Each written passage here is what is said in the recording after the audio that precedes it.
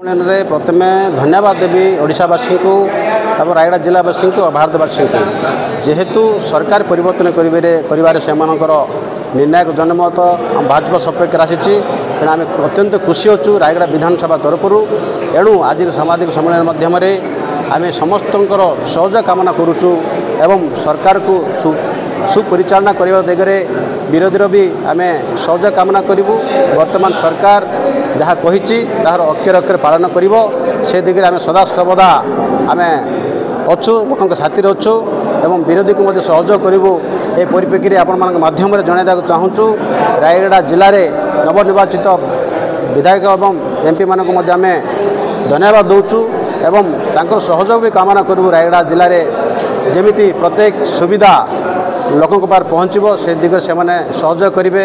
ये परिप्रेक्षी आपण मानकर नहीं कि आज सांबादिक सम्मेलन आयोजन होता एणु आपण